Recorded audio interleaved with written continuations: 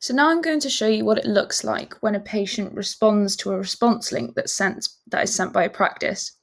So the first thing you'll see is this notification here, which says the patient has responded to you.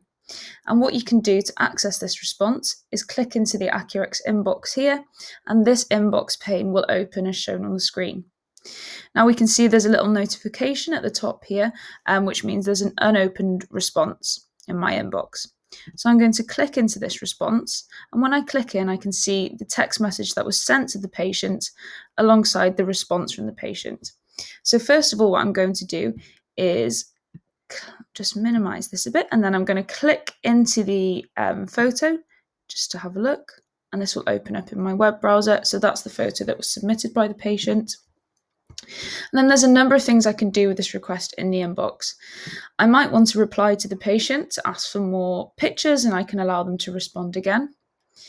I could assign this request to either another doctor within the practice, or if I scroll down, I can assign the request to another team.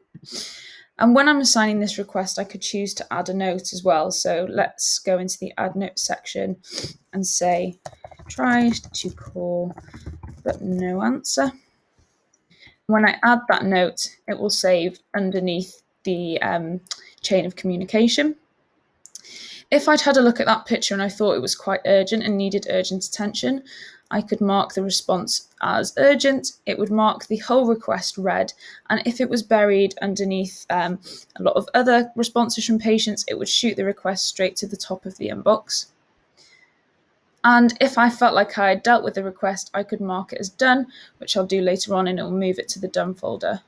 But I think what I want to do with this request is save it to the patient record. So there's this one-click save to record function. So if I click save to record, you'll notice I've also ticked include attachments.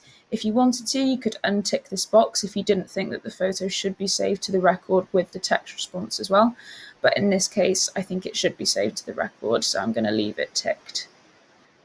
Once that's saved to the record, the Save to Record button changes to Save to the Record and who saved it to the record. What I'm then going to do is mark the request as done, and you'll see that it's then moved out of my inbox and it's gone into my done folder there. So if I exit the inbox just to show you what this looks like in the clinical system, you'll see that there's a little flag that's come up here saying the current medical record has just been updated. Click to reload.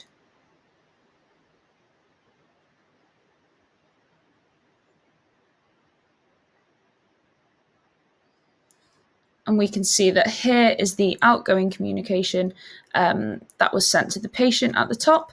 And then we've got the response, the text response included below, as well as the photo that was submitted by the patient attached. So you can double click on that attachment and it will load up directly from the patient record. So there's been no copy and pasting of text responses, no sort of downloading and uploading of the photo submitted by the patient. It saves to the record in one click.